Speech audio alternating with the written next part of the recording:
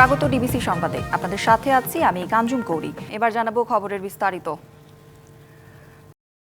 দ্বিতীয় দিনের মতো চলছে এনবিআর সংস্কার ঐক্য পরিষদের কমপ্লিট শাটডাউন কর্মসূচি। বিকেলে অর্থ উপদেষ্টার সাথে আলোচনায় বসছেন আন্দোলনকারীরা। বিকেল 4টায় অর্থ মন্ত্রণালয়ে এই বৈঠক হওয়ার কথা। সকাল 9টার দিক থেকেই বিভিন্ন করাঞ্চল থেকে আসা কর্মকর্তা কর্মচারীরা অবস্থান নেন এনবিআর ভবনের প্রধান ফটকের সামনে। সতর্ক অবস্থানে আইন শৃঙ্খলা রক্ষাকারী বাহিনী।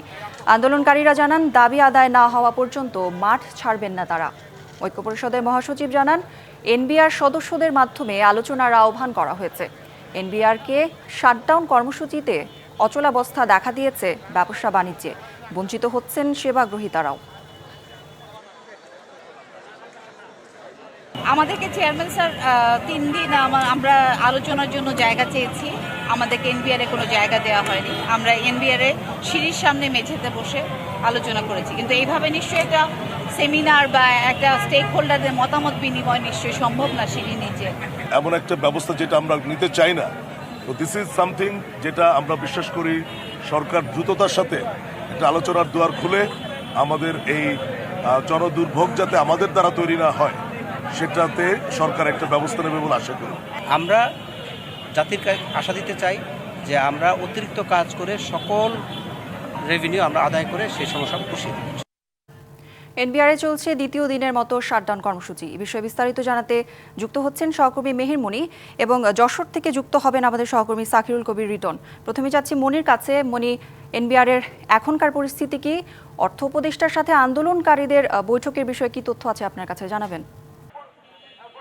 কৌরি, একটি প্রতিনিধি দল সোয়া 1টার দিকে এখান থেকে রওনা দিয়েছে সচিবালয়ে অর্থ উপদেষ্টার সাথে বৈঠকে।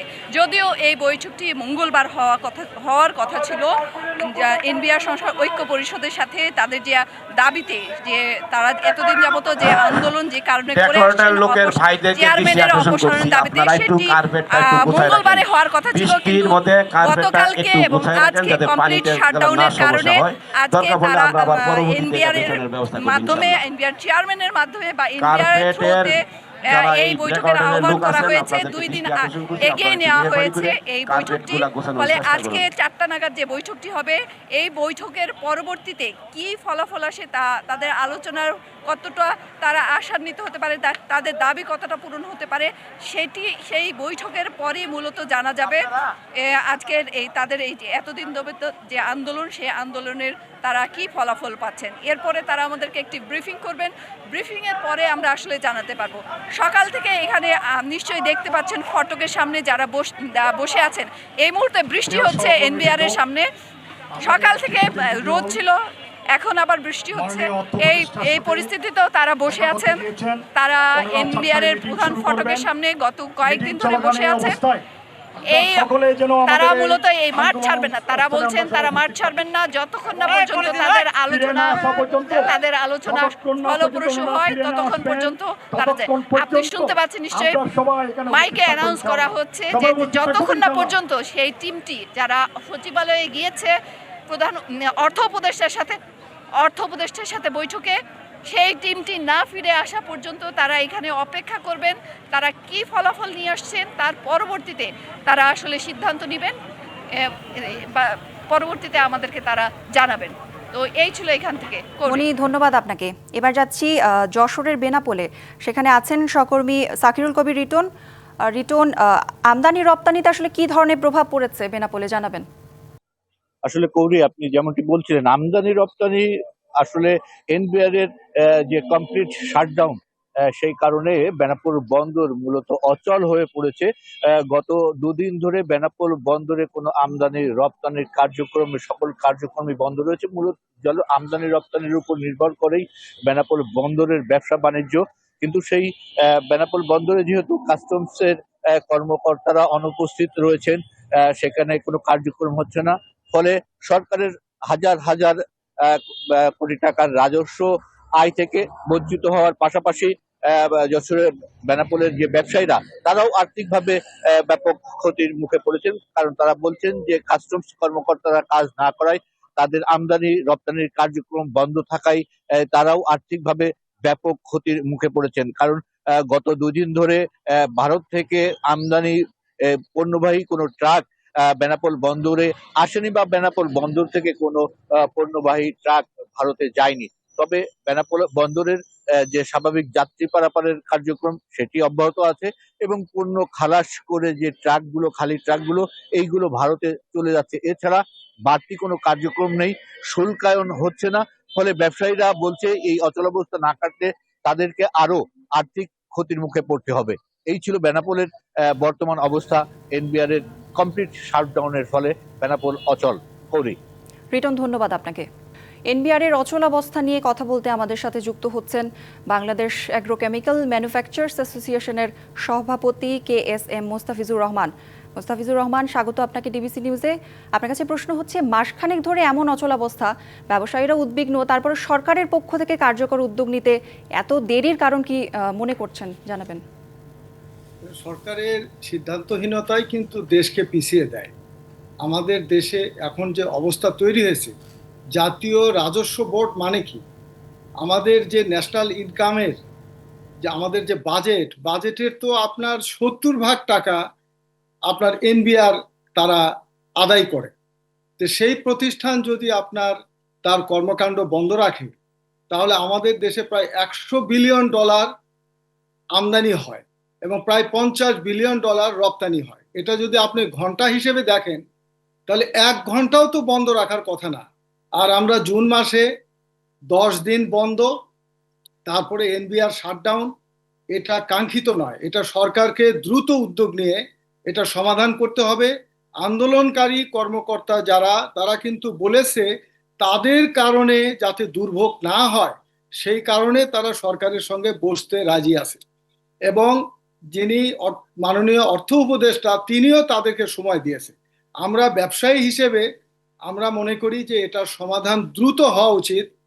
স্থলবন্দর, বিমানবন্দর এবং সমুদ্র বন্দর এগুলো বন্ধ থাকবে মানে কি, দেশের ব্যবসা বাণিজ্য, শিল্প, কলকারখানা সবকিছুকে বন্ধ করে দিয়ে এটা তো ধ্বংসের দিকে নিয়ে যাবে।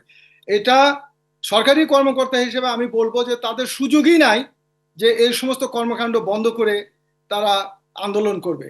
আর সরকারের যে আছে তার প্রমাণ দেখাতে হবে যে জনপ্রতিনিধি বা জনপ্রশাসনের বা গণপ্রজাতন্ত্রের যারা কর্মকর্তা, তাদের বিধি অনুযায়ী, তার আচরণ বিধি অনুযায়ী তারা এই কাজটা করতে পারে কি পারে না। সরকারকে প্রমাণ করতে হবে আইনের দ্বারা শাসিত হচ্ছে কিনা। তা আমি মনে করি যে এটা যেহেতু দুই পক্ষই তারা বসার জন্য একমত হয়েছে, এটা অতি দ্রুত এটা সমাধান করতে হবে। আমাদের অর্থনীতির প্রাণ কেন্দ্র হলো আপনার এই সমস্ত বন্দর, যার মধ্য দিয়ে প্রতিদিন আপনার পণ্য আসে এবং সেই কাঁচামাল এসে আমাদের ফ্যাক্টরিতে উৎপাদন হয়, আমাদের আভ্যন্তরীণ চাহিদা পূরণ হয়, বিদেশে রপ্তানি হয়। যদি সঠিক সময় না আসে তাহলে কিন্তু আপনার যে রপ্তানির যে শিডিউল ব্যাহত হলে এই গার্মেন্টস পণ্য যদি ফেরত আসে এবং আপনার যদি বিদেশি ক্রেতার যদি সন্তুষ্টি আমরা আনতে না পারি, এমনিই তো অর্থনীতিতে আমাদের একটা স্থবিরতা এসেছে। পত্র পত্রিকা, টেলিভিশনে আপনারা দেখতে পাচ্ছেন আমাদের দেশে বিনিয়োগ থেমে গেছে। সাউথ এশিয়া না, এশিয়ার মধ্যে সবচেয়ে বেশি ফরেন ডাইরেক্ট ইনভেস্টমেন্ট আমাদের এখানে কম। যদি বিনিয়োগ না হয় তাহলে কর্মসংস্থান সৃষ্টি হবে না। কর্মসংস্থান যদি সৃষ্টি না হয়, মানুষের ক্রয় ক্ষমতা বাড়বে না। ক্রয় ক্ষমতা যদি না বাড়ে তাহলে আপনার যে এগ্রিগেটেড ডিমান্ড এটা বড় হবে না, আমাদের অর্থনীতিটা বড় হবে না। আর যদি উৎপাদন না হয়, আপনার যদি কৃষি ক্ষেত্রে উৎপাদন, শিল্প ক্ষেত্রে, সেবা ক্ষেত্রে, এগুলো হলো অর্থনীতির যোগানদাতা। সেই যোগানের যে সরবরাহ হলো বন্দরের মাধ্যমে আসে।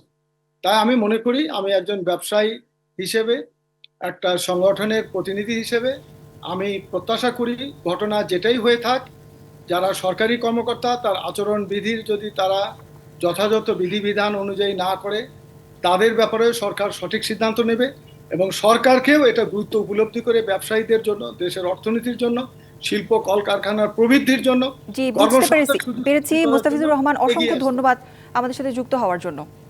জুলাই সনদ জুলাই মাসেই হবে কিনা নির্ভর করছে রাজনৈতিক দলের ওপর, এমন মন্তব্য করেছেন জাতীয় ঐক্যমত্য কমিশনের সহ সভাপতি ডক্টর আলী রিয়াজ।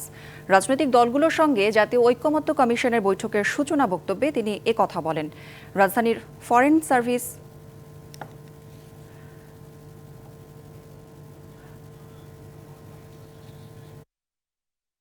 কমিশন প্রতিশ্রুতিবদ্ধ, আমরা প্রতিশ্রুতি দিয়েছি, আমরা আন্তরিক থাকতে চাই, চেষ্টা করতে চাই যে জুলাই মাসের মধ্যে যেন এই সনদ আমরা একটি জাতীয় সনদে উপনীত হতে পারি। সেই প্রচেষ্টায় আমাদের একটা স্বপ্ন ছিল। আসলে আমরা আশা করেছিলাম আবু সাইদের শাহাদাত বার্ষিকীতেই আমরা সকলে মিলে এই সনদে স্বাক্ষর করতে পারবো। সেটা কতটা সম্ভব হবে সেটা আপনাদের উপর নির্ভর করে। জুলাই সনদ বাস্তবায়নে সরকারের ভূমিকা নিয়ে প্রশ্ন তুলছেন এনসিপির নেতারা। তাই ৩রা আগস্ট শহীদ মিনারে ছাত্র জনতাকে সাথে নিয়ে জুলাই ঘোষণাপত্র এবং ইশতেহার দেবে দলটি। একই সাথে ৫ই আগস্ট ছাত্র জনতার মুক্তি দিবস পালনের ঘোষণা দেওয়া হয়েছে। সকালে রাজধানীর এনসিপি কার্যালয়ে সংবাদ সম্মেলনে এই ঘোষণা দেওয়া হয়। ১ জুলাই থেকে ৩০ জুলাই পর্যন্ত ৬৪ জেলায় জুলাই পদযাত্রা করবে দলটি। শুরু হবে রংপুরে আবু সাইদের কবর জিয়ারতের মধ্য দিয়ে। এছাড়া আবু সাইদ নিহত হবার দিনটিকে বৈষম্য বিরোধী শহীদ দিবস হিসেবে পালন করা হবে। জুলাইকে সাধারণ মানুষের কাছে পৌঁছে দিতেই এই পদযাত্রা বলছেন দলের নেতারা।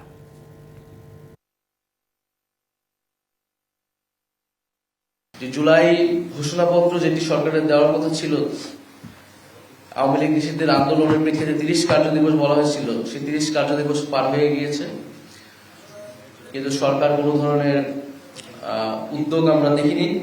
আমরা ৩রা আগস্ট শহীদ মিনারে ছাত্র জনতার জুলাই ঘোষণাপত্র এবং ইশতেহার পাঠ করব এবং ৫ই আগস্ট আমরা ছাত্র জনতার মুক্তি দিবস উদযাপন করব।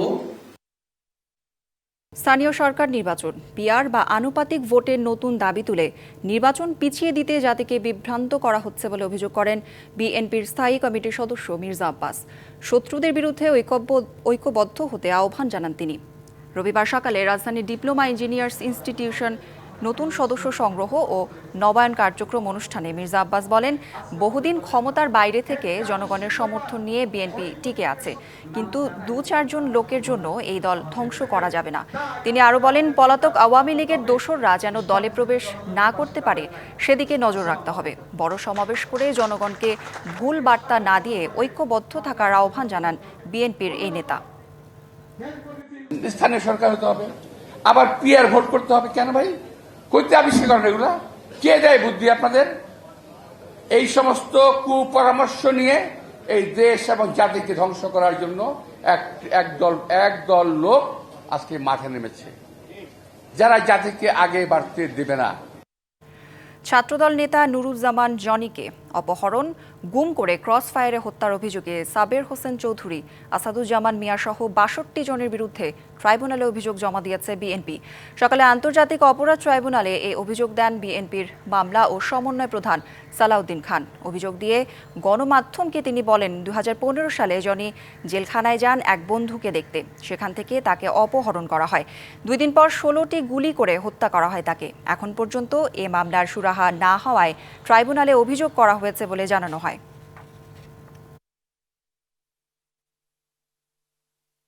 অধস্তন আদালতে নির্বাহী বিভাগের নিয়ন্ত্রণের বিষয়ে আগের আদেশ স্থগিত করেছে আপিল বিভাগ। এ নিয়ে শুনানিতে আর বাধা নেই। বিচার বিভাগ আলাদা করার বিষয়ে ঐতিহাসিক মাজদার হোসেন মামলার রিভিউ আদেশে এ সিদ্ধান্ত আসে প্রধান বিচারপতি সৈয়দ রেফাত আহমেদের নেতৃত্বাধীন ৬ বিচারপতির আপিল বেঞ্চে। অধস্তন আদালতের বিচারকদের নিয়োগ, পদোন্নতি সহ নিয়ন্ত্রণ ক্ষমতা কার হাতে থাকবে এমন প্রশ্নে সরকার ও বিচার বিভাগের দ্বন্দ্ব চলছে দশকের পর দশক। এই দ্বন্দ্ব চরম রূপ নেয় সাবেক প্রধান বিচারপতি সুরেন্দ্র কুমার সিনহা বা এস.কে. সিনহার সময়। সেই জেরে মেয়াদ পূর্তির আগেই দেশ ছাড়তে বাধ্য হন তিনি। এস.কে. সিনহা দেশ ছাড়ার পর ২০১৮ সালের ৩রা জানুয়ারি অধস্তন আদালতের শৃঙ্খলা বিধি বিষয়ে প্রকাশিত সরকারি গেজেট অনুমোদন করে আদেশ দেয় আপিল বিভাগ। সেই আদেশের বিরুদ্ধে আপিল করেন সুপ্রিম কোর্টের এক সিনিয়র আইনজীবী। যে পরিস্থিতিতে আদেশ দিয়েছিলেন আমাদের সুপ্রিম কোর্ট, এই পরিস্থিতি সকলের কাছেই স্পষ্ট। সেখানে ম্যালাফাইডি আরবিট্রারি এক্সারসাইজ অফ পাওয়ার করেই এক্সিকিউটিভের মাধ্যমে এই ডিসিপ্লিনারি রুলসটা অ্যাকসেপ্ট করানো হয়েছিল। অতীতে যেহেতু সুপ্রিম কোর্টের একটি আদেশ ছিল, সেই জন্য শৃঙ্খলাবিধি আমরা চ্যালেঞ্জ করা সত্ত্বেও হাইকোর্টের সামনে একটা প্রশ্ন ছিল যে সুপ্রিম কোর্টের এই রায় আদেশকে রেখে হাইকোর্ট এই মামলা শুনানি করতে পারবে কি না। ফলে আজকের এই আদেশের মাধ্যমে ওই ভূত হলো। নির্বাহী বিভাগের খড়গ থেকে বিচার বিভাগকে মুক্ত রাখার চেষ্টা করার কারণে সাবেক প্রধান বিচারপতিকে দেশ ছাড়তে হয় বলেও জানান তিনি। 13 অক্টোবর 2017 সালে সরকারের দেওয়া পূর্ববর্তী যে শৃঙ্খলা বিধি আছে তাই গেজেট নোটিফিকেশন আকারে প্রকাশ করে দেয়। এটি আমাদের সুপ্রিম কোর্ট 3রা জানুয়ারি 2018 সালে একটি আদেশের মাধ্যমে এই শৃঙ্খলা বিধিটি গ্রহণ করে নেয়। এরই মাঝে অনেক দুর্ঘটনা ঘটে। আমাদের তৎকালীন প্রধান বিচারপতি ছিলেন, তৎকালীন বিচারপতি দেশের বাইরে যেতে বাধ্য হন।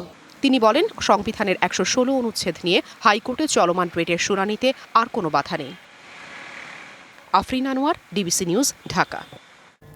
ঘুষ দিলে লক্কর ঝক্কর গাড়িও ফিট, না দিলে ভালো বাহনও আনফিট। গাড়ির ফিটনেস সার্টিফিকেট যেন সোনার হরিণ, আর এটিকে পুঁজি করেই অর্থ হাতানোর মহোৎসবে নেমেছে বাংলাদেশ সড়ক পরিবহন কর্তৃপক্ষের কয়েকজন অসাধু কর্মকর্তা। সাথে রয়েছে দালাল চক্র। রাকিব হোসেনের অনুসন্ধানী প্রতিবেদন।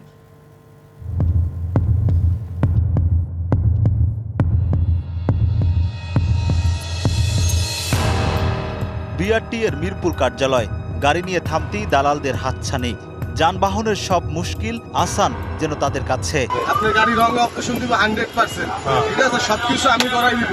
কাজ করব, কাজের পরে 3000 টাকা দিবেন। গ্যাস সিলিন্ডার সব আমার। সারা না দিলেই শোনানো হয় নানা ভোগান্তি আর ভীতির গল্প। খানিকটা এগোতেই দেখা মিলল দালালদের দর কষাকষির চিত্র। ডিবিসি নিউজের অনুসন্ধান টিমও পরিচয় গোপন রেখে কথা বলতে চায় দালালদের সাথে। 1 ঘন্টাও লাগবে না, 1 ঘন্টার কাজ করবে। গাড়ি যেমনই হোক মিলবে ফিটনেস সার্টিফিকেট, তবে গুনতে হবে কয়েক গুণ বেশি টাকা। ঘুষ বাণিজ্যর হোতাই মাসুদ রানা, তার সাথে যোগসাজশ আছে এখানকার কয়েকজন কর্মকর্তার। টাকা ছাড়া এখানে কোনো কিছু হয় না, প্রচুর এই ভোগান্তির মধ্যে আছে।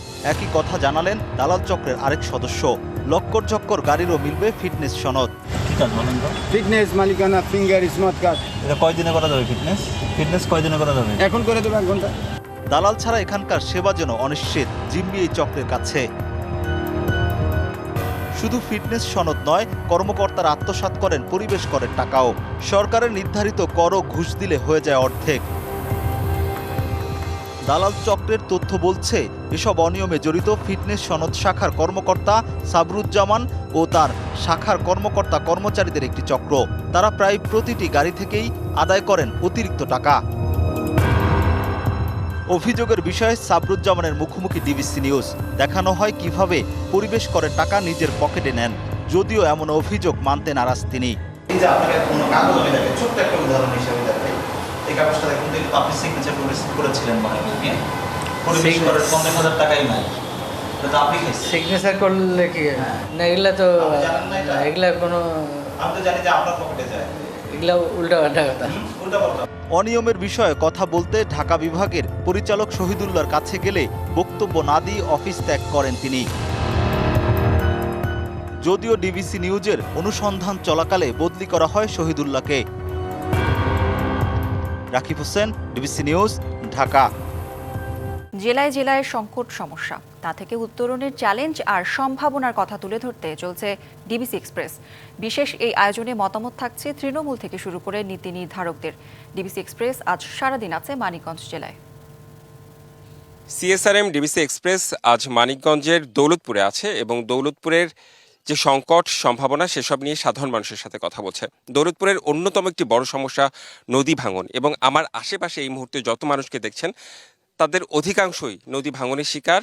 বাড়িঘর সব হারিয়ে নিঃস্ব হয়ে আরেক জায়গায় নতুন করে বাড়ি করেছে, সেখানেও আবার নদী ভাঙতে পারে এমন একটা সম্ভাবনা রয়েছে। আমি একটু তাদের সঙ্গে কথা বলে তাদের ভোগান্তির কথা তুলে ধরার চেষ্টা করব। আমি একটু আপনার সাথে কথা বলতে চাই যে এই যে এখানকার নদী ভাঙন তো অনেক বড় একটা সমস্যা। আপনার কতবার বাসা চেঞ্জ করতে হয়েছে, পরিবর্তন করতে হয়েছে? আমি মনে করেন এই এলাকায় আসার পরের চাই আমি 9 বার ভাঙছি, আবারও ফিরে আমি পুনরায় আবার ঘর তুলছি, আবার আমার নদীতে আবার হয়ে গেছে, কান্দায় পড়ে গেছি। এখন তো আমার খুব আর জায়গা নাই, জায়গা জমি করার জন্য যে আবার ফিরে একখানে আশ্রয় নিব, এই আশ্রয় জায়গার আমি নাই। আমার সব নদী জমি হলো নদীতে। এটা আসলে খুবই দুঃখজনক যে 9-10 বার আপনি বাসা চেঞ্জ করেছেন। আপনার সাথে একটু কথা বলি, মানে নদী ভাঙনের শিকার হয়েছেন, আপনি নিঃস্ব হয়ে গিয়েছেন, আপনারও কি একই অবস্থা? আমরা 7-8 বার করে নদীতে ভাঙছি, শুধু খালি এখানে নদীতে এই ডেজার্ট দিয়ে বালি বিক্রি করি না, ক্ষতিগ্রস্ত করে আমাকে ওই দেশটা শেষ করে দিচ্ছে। অনেক মানুষের বাড়িঘর নাই, বড় জায়গায় নিচ্ছে, তাও আবার ফেরো ভেঙে যেতেছে। শুধু বালি ব্যবসায়ীকেও এই ডেজার্ট দিয়ে ভাঙার কারণে আমাকে নদীগুলি ক্ষতি হয়ে গেছে। আচ্ছা, বালু উত্তোলনের কথা বলছেন, একটু আমি আপনার সাথে কথা বলতে চাই। আপনি কি এলাকায় থাকেন? এই এলাকায় থাকি। আপনারও কি কখনো নদীতে বাসা ভেঙেছে? আমার মানব জীবনে সবই ভাঙছে, মনে করেন আগে সবেরই ভাঙছে, কিন্তু আমার 3টা ভাঙা দিয়েছে মাত্র। 3 ভাঙগুনি আমার মানব জীবনে। আর 3টি আপনার সুখ সুবিধা আছে কি আপনার ওটা জানাশোনা আছে। এখন এখানে আছে এই দৌলতপুর ভাঙ্গার। এখনো তো নদী ভাঙন চলছে। আমি 3 ভাঙ্গার মানুষ। আচ্ছা, আমি একটু আরেকজনের সঙ্গে কথা বলতে চাই। আপনাদের আশা কি এখন? আমাদের আশা হলো আমাদের এই নদীটা আপনারা সংস্কার করে দিবেন, আর আমাদের দরিদ্র মানুষগুলো আছে এই যে নিঃস্ব হয়ে গেছে এদেরকে একটু নজর দিবেন। আর আমাদের যে পূর্বপুরুষ মুরব্বীরা এখান দিয়ে আসছিল সবই এই নদীতে চলে গেছে। আমাদের এই যে 8-10টা বাড়ি কিছুদিনের মধ্যে আমাকে চলে গেল। হ্যাঁ, আর সব মানুষ ঘর দিয়ে নিয়ে দেন কোথায় কোথায় যাইতেছে। এই সমাজটাই আমাকে শেষ হয়ে গেছে। আমার এই জন্মস্থান জায়গা আমার এই জায়গাটাই। আমি বেশ কয়েকজনের সঙ্গে কথা বলছিলাম এখানে, যারা নদী ভাঙনের শিকার, অর্থাৎ যাদের আসলে পুড়ে গেলে হয়তো জায়গাটা থেকে যায়, কিন্তু নদী ভেঙে গেলে আসলে জায়গাটাও থাকে না, একদম নিঃস্ব হয়ে যায় মানুষ। তো এই মানিকগঞ্জের এই উপজেলায় নদী ভাঙন, অর্থাৎ দৌলতপুর উপজেলায় নদী ভাঙনের ভয়াবহতা এত বেশি যে এখানকার মানুষজন খুব ভোগান্তিতে রয়েছে এবং এখান থেকে তারা পরিত্রাণ চায়, প্রশাসনের কাছে তারা সহায়তা চায়, এবং যেটি করলে অর্থাৎ বাঁধ কিংবা স্থায়ী টেকসই কোনো ব্যবস্থা গ্রহণের দাবি হচ্ছে তাদের। ডিবিসি এক্সপ্রেস আজ সারাদিন এই দৌলতপুর থানায় আছে এবং এখানকার মানুষজনের সবকিছু তুলে ধরবে। ডিবিসি এক্সপ্রেসের সঙ্গেই থাকুন। কুমিল্লার মুরাদনগরে গৃহবধূকে ধর্ষণের ঘটনায় প্রধান আসামি ফজর আলীকে রাজধানীর সায়েদাবাদ থেকে গ্রেপ্তার করা হয়েছে। এদিকে ভিডিও ধারণ করে ভাইরাল করার দায়ে ধরা হয়েছে আরও 4 জনকে। প্রধান আসামি ফজর আওয়ামী লীগের রাজনীতির সাথে জড়িত বলে জানিয়েছে পুলিশ। শুধু গ্রেপ্তার নয়, দ্রুত বিচার নিশ্চিতের দাবি এলাকাবাসীর। গেল 26শে জুন কুমিল্লার মুরাদনগরের পাঁচকিত্তা গ্রামের এক গৃহবধূ বাবার বাড়িতে বেড়াতে যান। রাতে ফজর আলী নামের এক যুবক ঘরের দরজা ভেঙে ভেতরে ঢুকে তাকে ধর্ষণ করে।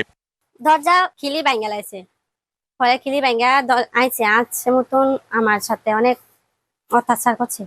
এ সময় স্থানীয়দের হাতে আটক হন ফজর আলী। কিছুক্ষণ পর সেখান থেকে পালিয়ে যায় সে। ঘটনাস্থলে থাকা কয়েকজন ভুক্তভোগীর ভিডিও ধারণ করে সামাজিক যোগাযোগ মাধ্যমে ছড়িয়ে দেয়। এই ঘটনায় মামলা হলেও অনেকটা নীরব ছিল প্রশাসন। সামাজিক যোগাযোগ মাধ্যমে ভিডিও ভাইরাল হবার পর দেশজুড়ে নিন্দার ঝড় ওঠে। দাবি জানানো হয় জড়িতদের গ্রেপ্তারের।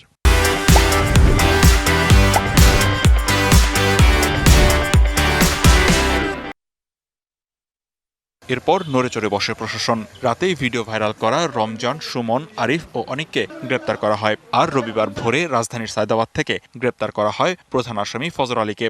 ফজর আলী তাকে দরজা খুলতে বলে সে দরজা না খুললে সেই দরজা ভাঙিয়া প্রবেশ করিয়া ধর্ষণের ঘটনা সংঘটিত হয়। কোনোরকম তারা টের পেয়ে তারা এই ঘরের ভিতর ঢুকে তাকে তাদের এই অবস্থা দেখে তারপর তাদের সাথে খারাপ আচরণ করে এবং ছবি তোলে, মারপিট করে। ফজর আলীর রাজনীতি পরিচয় এখনো পাওয়া যায় নাই, তবে সে আওয়ামী লীগের সাথে জড়িত ছিল বলিয়া জানা যায়। এমন ঘটনায় বাকরুদ্ধ এলাকাবাসী। জড়িতদের দ্রুত বিচারের আওতায় আনার দাবি তাদের।